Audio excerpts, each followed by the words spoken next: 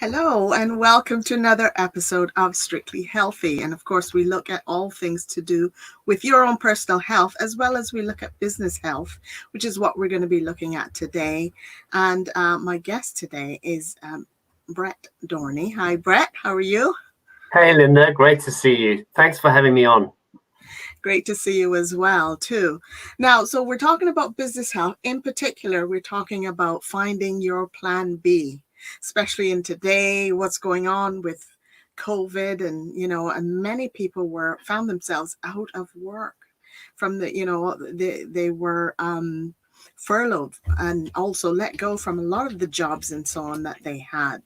So you were one that not only had or was in the corporate world, but you also started your own business, haven't you?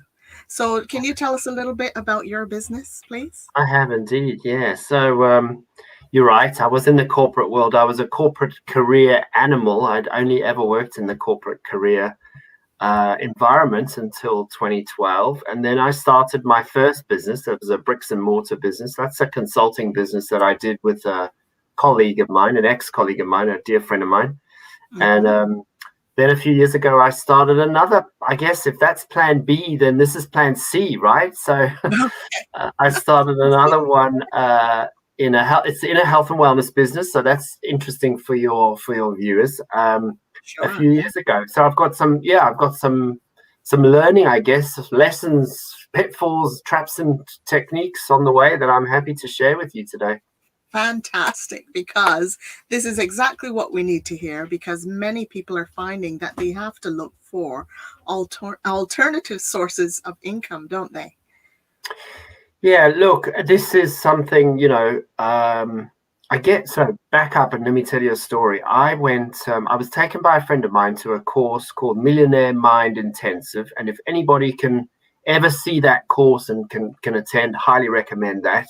And that really opened my eyes to you've got to have multiple sources of income. And yes. I kind of got it. I understood it. It made sense, intellectually that made a lot of sense. But actually, until the pandemic came along, I didn't really appreciate how important it was. So as your point you just made, like everybody should have multiple sources of income. We shouldn't all be invested in getting our income from just one place, because you just can't predict with any certainty whether that's always going to be there. You've talked about the furloughs and people losing their jobs. That's a reality for so many people right now. Yes. And having this approach is important. And even though things are sort of opening up again now, we just are so uncertain as to whether we might go back into a lockdown, or if, another pandemic might arise or some other issue. So really, we've got to secure our income. Correct. I mean, you think the last time the world had a pandemic of this scale was in 1908. So it's more than a century that it's taken to get to this situation again. And the scientists are all saying that it's like the genie's out the bottle now, right? We've had this pandemic, and we can have pandemics like this much more regularly now. And your point actually is, yes, it might be a pandemic and a different pandemic, but actually it could be anything. We don't know where these things come from. In one of my companies, I'm a risk consultant. We call these events black swan events, something you never see, but at some point suddenly they come about. That's a black swan event. And this pandemic is not really a black swan event, because people knew that we can have pandemics. We've had them before. It's just an awfully long time ago. So yeah, your point is absolutely valid. We've got to be ready, nimble, flexible, so that we've got multiple sources of income, so that we don't have any exposure when bad times happen, like we've seen in the last 18 months. Yes, a bit scary and worrying for many, but for those who have already been entrepreneurs before the pandemic and have, sort of built that up already, that has helped they've been able to sort of float the wave, if you like, and have managed. So I believe you said you had started a business prior to the pandemic, hadn't you? Yeah, so my first business is a bricks and mortar business back in 2012. That's that consulting business. And then some years ago, I started up a business. Some years before the pandemic, started up a health and wellness business. And I didn't really think through what that meant. I guess I dabbled. But then just at the beginning of 2020, because in those intervening years, I'd learned some skills from that Millionaire Mind Intensive course. I'd learned some other skills in business. I was able to really take a good look at what does a good plan B look like? What does it look like? And it was really funny, Linda. I actually ended up doing all that analysis and finding that it was the company that I'd chosen a few years before and hadn't really done very much with. So you can imagine, once I realized that, did the analysis and said, hey, actually, this company that I kind of stumbled across was actually the best one against all the criteria that I had. You can imagine I rolled up my sleeves and just jumped straight in. Jumped in. Fantastic. Right. So now tell us then, first of all, what are some of the criteria that you need to use to sort of get into your plan B, or what did you do then? Let me talk from my experience, because I think, we all have different criteria. It's about what's important to individuals. So I think the first thing I'd say to you, Linda, is that, look, these work for me. I think there's some, I'll share them with you. There's some pretty robust thinking behind those, and I'll share the thinking about why those were important to me from my past experience in business. And hopefully those will be useful for others. But I guess the point is that, every opportunity for a plan B that you look at might meet some of these criteria. It might meet 60%, 70%, 80% of the criteria. But I guess the lesson is work out some really sort of strong criteria for yourself in coming to a landing with a plan B. And then those will serve you pretty well. So let me share with you what mine were. I had seven. Yeah. I had seven key criteria. Fantastic. Yeah, great. The first one was that anything I was going to do as a plan B had to be with a company. If I partnered up with a company, it had to be a company that was traded on a stock exchange. It had to be what's called publicly traded. Look, there are so many opportunities out there. I mean, you see them in the old days, you saw them in the classified ads. You see things popping up, sponsored adverts on the social media channels. You don't really know very much about those things. But I always knew, because I've been in business a long time now, I'm 55 in the next 12 months, that publicly traded, stock exchange listed is critical, right? Because it means that regulators are constantly poring over those businesses, so that you've got some certainty, you've got some clarity that these are companies that people are paying attention to, are looking over, they're checking that they're doing things transparently. It's a big, big deal. They have a board of directors. These are people that are called into regular meetings. They meet with regulators in countries all over the world. So that's a really big deal. So the absolutely first number one criteria for me was, whatever I do as a plan B, it needs to be partnered up with a company that's publicly traded on a stock exchange. And you can look out for things like here in the UK, we call it the FTSE, which it's the stock exchange in London. Mm-hmm. It can be the New York Stock Exchange. There's another one called the NASDAQ Exchange. There's exchanges all over the world. Hong Kong, Frankfurt. There are publicly traded stock exchanges in any country. And if you're wanting to partner with a company to do something as a plan B, check that they're publicly traded. That's a very big deal. Okay, good. Why is that? I'll tell you a story. So I have friends, Bob and April Wagner, and they partnered up on a plan B many years ago, like more than 30 years ago. They partnered up with a company, and they built their plan B for 25 years with that company, which wasn't publicly traded. It was a mom and pop. And this mom and pop created this company. They set up this opportunity, and Bob and April partnered with them for 25 years. And then guess what? One day the mom and pop said, we're retiring. We're shutting down our business. We're not selling it. We're just closing it down. And we're going to go off to retirement. And Bob and April lost their whole business overnight. Right. So this is why you're saying it's really key to find a company that is publicly traded. Yeah, because look, they'll be share traded. They might get taken over, but actually they'll get taken over by another big company, and your opportunity is still secure then with that company. So Definitely no mom and pops, Linda. No mom and pops. Okay, got that. Yeah, all right. Before we carry on, though, I just want to ask something really quickly. There's different types of business that you can set up. You can have your very own business on your own, struggling, or what you're talking about is partnering with a company, more like a networking business. You could, yeah, there's a couple of options. Look, of course, if you're a skilled individual and you want to set up a business on your skill, so you're a hairdresser or you're an insurance advisor, you can do that based on the skill levels you have. That's what's called a sole proprietor. So that's you trading as a entrepreneur. You can do that, of course. Mm-hmm. There are also things like affiliate marketing companies where you promote other businesses and maybe you get a small commission for that. So I'm thinking, for example, like a training company. You refer other people to a training company. They buy a course, you might get a small commission. The ones that I'm talking about are, exactly what you said. These are opportunities for you to build entrepreneurial businesses acting as a distribution channel for another big company, another big publicly traded company. And we call those network marketing companies. And these are the criteria I've got are very much in that space for those network marketing companies. Do you find that one is, which is the stronger sort of business to get involved in out of those? You mentioned 3 different ones there. Yeah, look, and there's another one. You can do a franchise. Of course, the problem with a franchise is they often require a very big upfront payment to the company that's franchising. So you buy a franchise, whether it's one of the big burger franchises or a coffee shop franchise or whatever. You can start a business, but those usually require a very big outlay of funds. Mm-hmm. But in return for that outlay, you get all the things you need to run a successful business. Lots of support, all the marketing. You, of course, get a system, how to make the burgers, how to make the coffee, whatever it is you're doing. But the element of that, I think, is one of my criteria, actually. I'll come back to that with number 7. Okay. There's some similarities there as well for network marketing as well. So we're on number 2 then of the points that you said.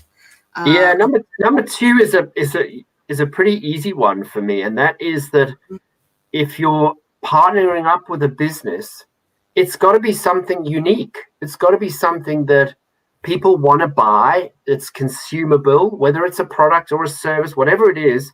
You want something that's unique, that people are like, wow, what is that? That's something incredible. Maybe there's patents protecting the intellectual property behind that. You often hear on Dragon's Den or Shark Tank in the US, they talk about where's the patent. Always, that's right. That's like not one of the number 1 things, isn't it? You could picture Deborah Meaden saying, show me the patents. Yeah, agreed. That's important. That's got to be, you want to be, if you're partnering, you want something that's going to get you excited to get out and share with people, whether it's a product or a service. It's got to be something unique. That's key. Unique. Yes. I think that is key. Really. Yeah, agreed. And there's number 3 is actually sort of somewhat related to that. And I've had some conversations with people recently, friends of mine that have been faced with this continuous furlough and like, wow, when am I ever going to work again? They're looking at some of these opportunities and they're picking them up and doing them. And the first question I say is this point number 3 is, are you competing with the company you've just partnered with? Interesting. So this happens, Linda. I've got friends right now that have partnered up with companies, and actually the company they're partnering up with sells direct to consumers on their website or sells in a retail environment in the high street or main street if it's in the US. You'd be surprised. People are still seeing those as opportunities, but actually they're in direct competition with the company that they're partnered with. That doesn't make any sense to me whatsoever. It makes no sense at all. So you're saying avoid those types of companies that will do that. Avoid those because you want to be one of the distribution partners that are unique, right? Of course, there'll be others that are doing something similar, but you don't want to be competing with the same company that you've just partnered with. Yes. Yes. Because they have resources that you don't have. So that's key, I think, Make sure there's no direct selling on their website to customers. Make sure they're not selling the product into high street shops, into chains. and so on. Yeah. Yes, I think that's very key, very, very key to make sure that you can secure the income that you've been working so hard on, really. You got it. You got it. Exactly right. It's just about saying, it's going to be enough of a challenge to build a business without doing that in competition with a company that you've gone to the trouble of partnering with, and then you find that they're competing with you. So yeah, and people say to me, like, that's obvious, Brett. I'm like, you'd be surprised how many are out there. You'd be surprised. Yeah, I think I can think of a couple of names of companies that they're selling, retail shops as well as online and so on. So you wonder, how are people really making some income and money? Yes. Exactly. And talking about income, number 4 for me, and this is also one that is sometimes buried and not very easy for people to see, is when you are partnering with a company, you've got to have what's called uncapped compensation plans. So there's so many opportunities out there where, for one reason or another, the companies are protecting their payment position to their distributors. And for example, they'll say, well, as you're building your business, when you get to a certain level, that business has to float off and be separate from yours. And so that turnover and volume doesn't count in your business. I'm like, that just doesn't make any sense. That's a disincentive to grow your business. And something like, oh, you can only earn whatever amount, 100K, 200K, a million, whatever the amount is.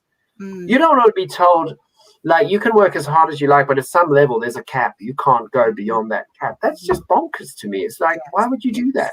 Yes. So that's a key thing to look out for then, a company, or you're working with a company that has uncapped compensation plans.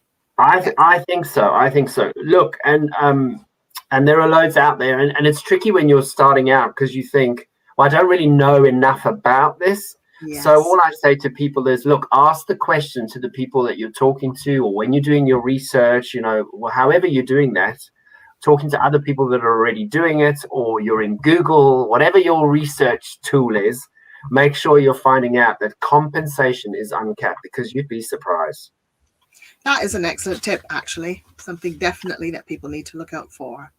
Very good. And look, number 5 for me, this one you might need to, this is one you can maybe relax a little bit, because there are some great opportunities out there. But for me, number 5 is, it's quite personal to me, Linda, because for me, it's, you want to be in multiple markets. You don't only want to be in one country.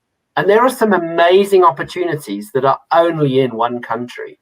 Yes. Only in the UK, only in the US, or whatever. It's like, you want to be in multiple countries because, I mean, you and I are classic examples. Like, we've got people all over the world, US, Canada. I've got people in South Africa. I've got people in Canada. I've got people in Australia, New Zealand.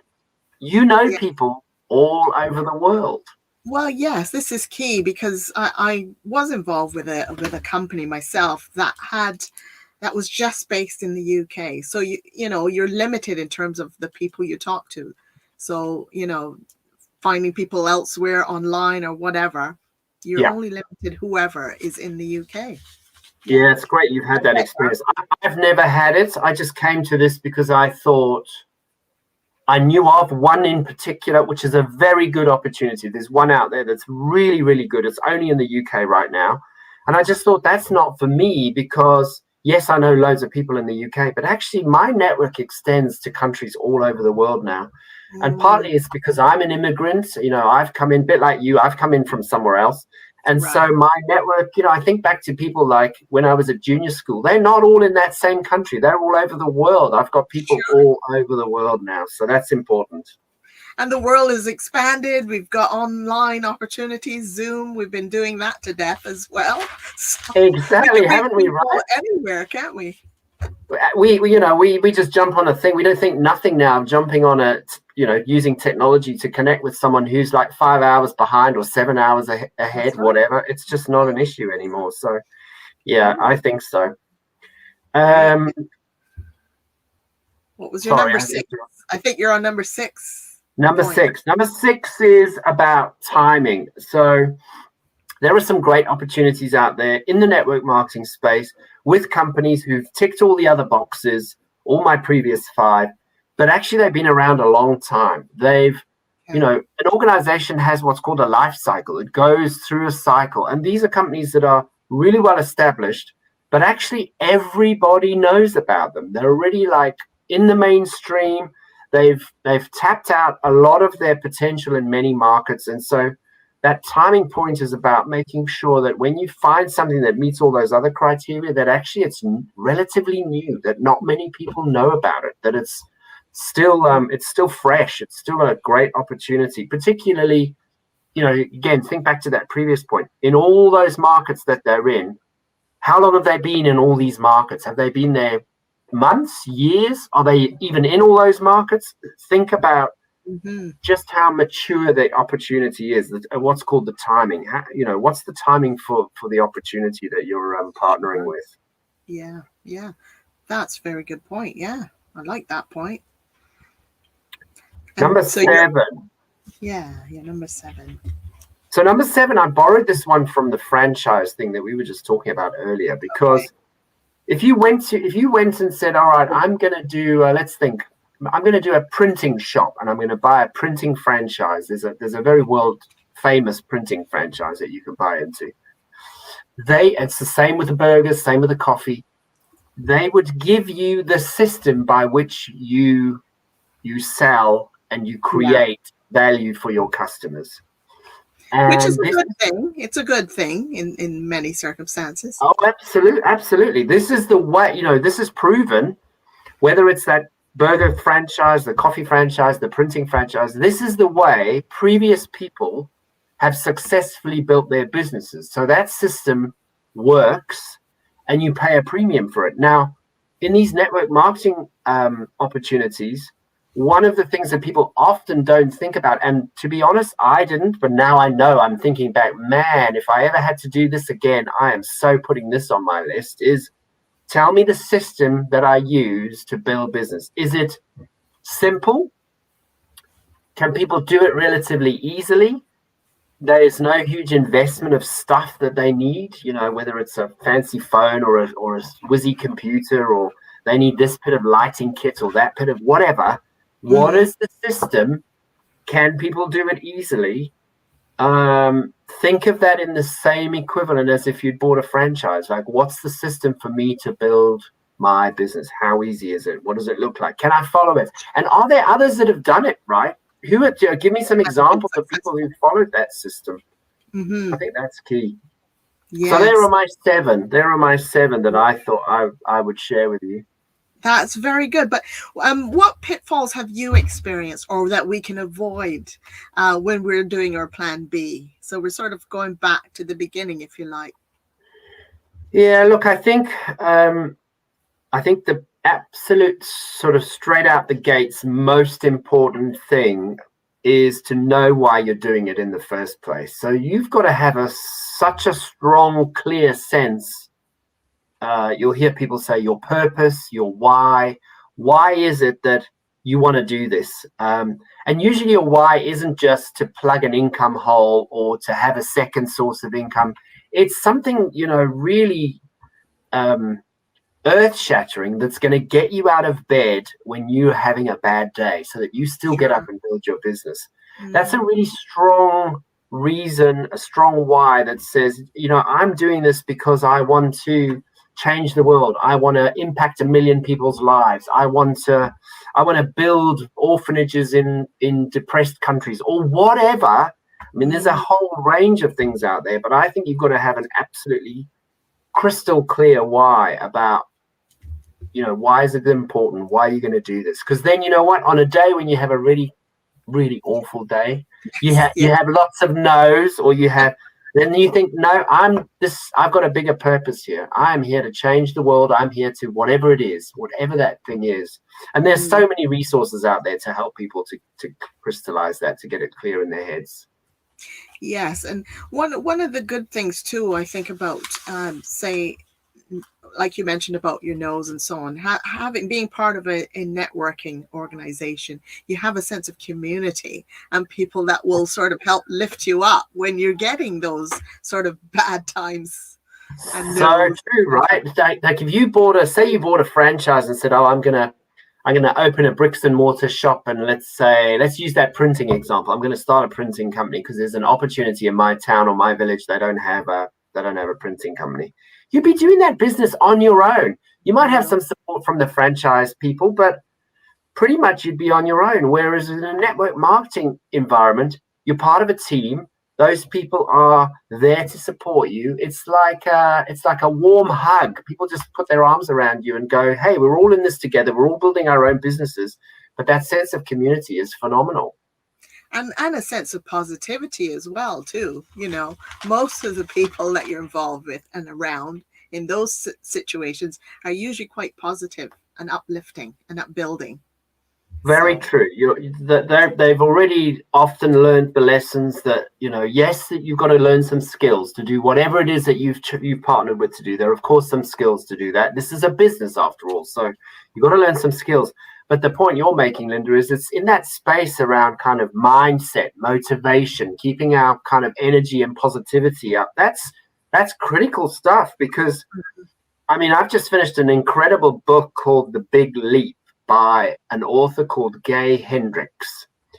And they say that basically your brain is designed to sabotage you at every turn. So like you're thinking you're doing the right stuff, but actually your brain gets into protection mode and it will steer you to do things that are not putting you in any risk. So it tries to protect you the whole time. And actually that doesn't always work in your favor. It's kind of holding you back in some respects. So being around people like the ones you just mentioned that sort of lift you up and say, you're going to have a tough time. You're going to have a bad season. You're going to have a season where, there'll be loads of no's, or you'll struggle for a while, but you know what? It'll turn. It'll come around. That's so important. That just lifts you up. That keeps you going.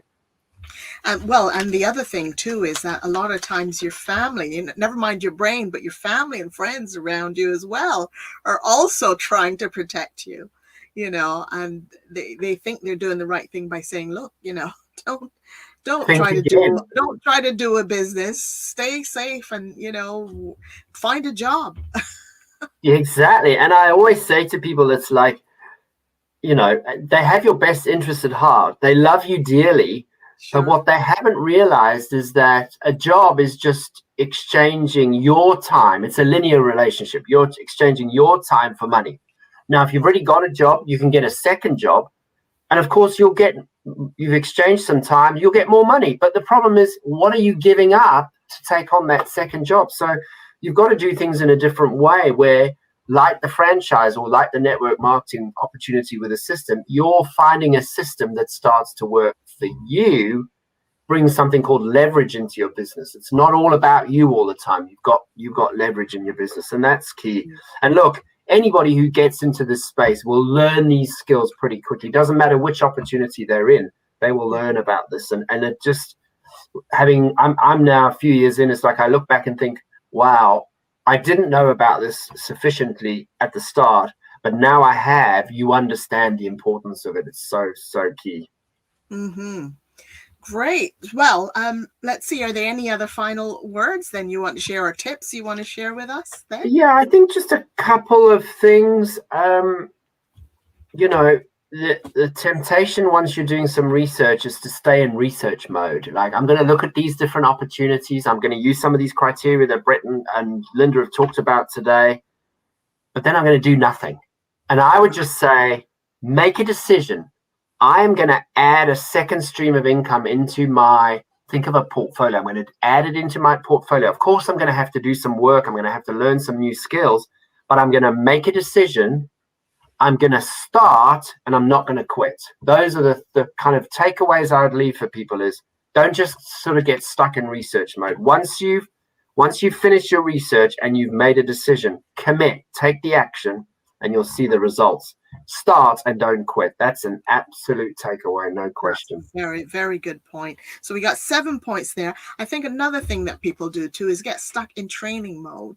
Once they've got into a business or whatever, they're constantly, I need to learn as much as I can. And they keep learning, and they never get down to the actual taking the action. That's very true. And look, I'll hold my hand up. I remember for the first 3 months when I found my opportunity, I literally just stayed in learning mode. I didn't talk to anybody. And then a dear mentor of mine, Grania, said to me one day, a knowledge on ice or enthusiasm on fire. Get Yes. out and start just building your business, talking to Yeah. people, take some action. So your point's absolutely valid, Linda. Absolutely right. And not only that, taking some, this business about being on fire, as in not knowledge on fire, but ignorance on fire is what you're saying. People like to hear your story, your personal story about why you got involved in this. What is your why, as you mentioned earlier? That's the bit that really gets people interested, is your personal story. 100%. People love stories. So if you can weave a story into it as you're building your business and sharing with people, you will have people sitting at your feet waiting to hear your story, and it's the way to go to just get started. So yes, don't get stuck in training mode. Make a commitment, make a decision, start. Don't get stuck in training mode, and don't quit. Yeah, so you've got it. There's the keys. Thank you ever so much, Brett. I appreciate your time. Just hang on and I'll just do a bit of a wrap up. Love it. Thanks, Linda. It's been great. So that was Brett Dorney. He shared some fabulous tips with us today, and hopefully we'll get that on a PDF that we can share around to others as well. So that was about finding your plan B. So hopefully that was a bit of incentive as well as some information to sort of get you going. So that's it for our episode today, and join me next time, same space. Bye for now.